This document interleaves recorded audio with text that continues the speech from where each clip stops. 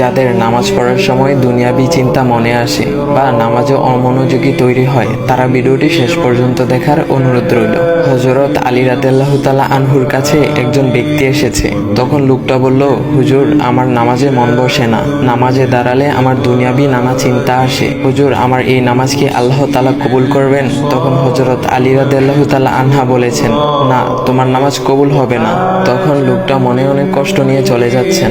এমন সময় রাসূল সাল্লাল্লাহু আলাইহি ওয়াসাল্লাম এসে হযরত আলী রাদিয়াল্লাহু তাআলা আনহুকে জিজ্ঞাসা করলেন, ইয়া আলী, আপনার কাছে লোকটা কেন এসেছিল? এসে দেখি মন খারাপ করে চলে গেল। কেন, কি হয়েছে আমাকে বলুন। তখন আলী রাদিয়াল্লাহু তাআলা আনহু বলেন, তিনি আমার কাছে জানতে এসেছেন যে নামাজে দুনিয়াবি চিন্তা আসলে নামাজ হবে কিনা। আমি বলেছি, না, তোমার নামাজ কবুল হবে না। রাসূল সাল্লাল্লাহু আলাইহি ওয়াসাল্লাম তখন বলেন, ইয়া আলী, আপনাকে আমি একটা চাদর উপহার দিতে চাই, তবে একটা শর্ত আছে। আলী রাদিয়াল্লাহু তাআলা আনহু খুশি হয়ে বলেন, ইয়া রাসূলুল্লাহ, কি শর্ত তা বলুন, আমি আপনার সকল শর্ত মেনে নিব। বুঝতেই তো পারছেন রাসূল সাল্লাল্লাহু আলাইহি ওয়াসাল্লামের চাদর বলে কথা। তখন রাসূল সাল্লাল্লাহু আলাইহি ওয়াসাল্লাম বললেন, ইয়া আলী, আপনি যদি এই মুহূর্তে 2 রাকাত নামাজ একনিষ্ঠভাবে পড়তে পারেন দুনিয়াবি সকল চিন্তা দূর করে, তাহলে আমি আপনাকে সেই চাদরটি উপহার দেব। আলী রাদিয়াল্লাহু তাআলা আনহু বলেন, এটা তো সাধারণ ব্যাপার। আলী রাদিয়াল্লাহু তাআলা আনহু তখন নামাজে দাঁড়িয়ে গেলেন আর তিনি নামাজ পড়তে শুরু করলেন। এমন সময় তার মনের মধ্যে শুধু ভাবনা চিন্তা আসতে শুরু করলো, আচ্ছা, আমাকে যে রাসূল সাল্লাল্লাহু আলাইহি ওয়াসাল্লাম যে চাদরটা দিবেন, সেটা কি ফাতিমার চাদর নাকি রাসূল সাল্লাল্লাহু আলাইহি ওয়াসাল্লামের? আচ্ছা, চাদরখানা দেখতে কেমন হবে?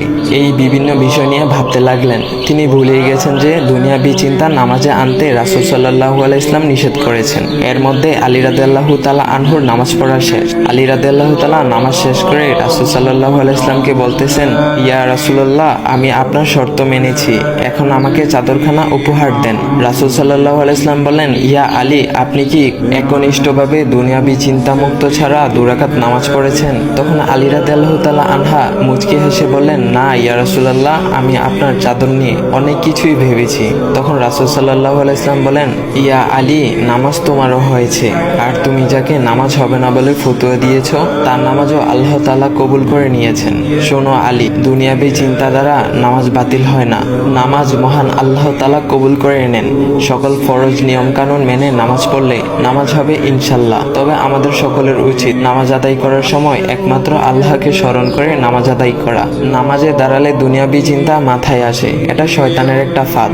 আল্লাহ তাআলা আমাদের সকলকে শয়তানের কুমন্ত্রণা থেকে হেফাজত রাখুক এবং সঠিকভাবে মনোযোগের সাথে নামাজ আদায় করার মতো তৌফিক দান করুক। সবাই বলি আমিন। চাইলে ভিডিওটা আপনি অন্যদের কাছে শেয়ার করতে পারেন, এতে অন্যদের ভুল ভ্রান্তিগুলো দূর হবে। তো গাইস, এমন ইসলামিক ভিডিও পাওয়ার জন্য ভাইয়ের আইডিটা ফলো করে দিয়ে যাও।